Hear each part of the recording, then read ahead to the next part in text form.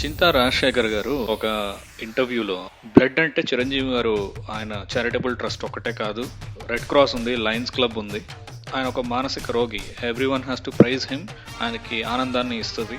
ఆయన అభిమానులకి ఆయన చెప్పుకోవాలి, అరే బాబు నేనే కాదురా, రెడ్ క్రాస్ ఉంది, లయన్స్ క్లబ్ ఉంది అని చెప్పి. నేను ఏఐలో ఇదే క్వశ్చన్ అడిగాను అనమాట, who is popular. Red cross globally చాలా ఫేమస్, అది యుఎస్ రోడ్ వచ్చి పెట్టింది.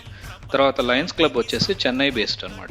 రీజనల్గా తెలుగు ఆడియన్స్ ఇక్కడెక్కడ కమ్యూనిటీ కాపు అనేది ఎక్కడ తీసుకురాలేదు. తెలుగు రాష్ట్రాలలో Chiranjeevi charitable trust is very popular అనే సమాధానం అయితే వచ్చింది. ఇప్పుడు ఒక పని చేయాలంటే దానికి ఒక ఇన్స్పిరేషన్ కావాలి.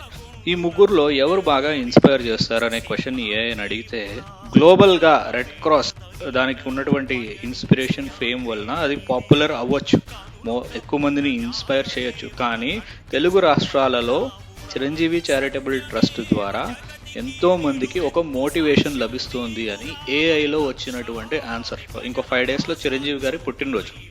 రెడ్ క్రాస్ అవనివ్వండి, లయన్స్ క్లబ్ అవనివ్వండి, లేదా చిరంజీవి చారిటబుల్ ట్రస్ట్లోనే అవ్వండి, ఎక్కడో చోట నేను బ్లడ్ ఇస్తా, డొనేట్ చేస్తా.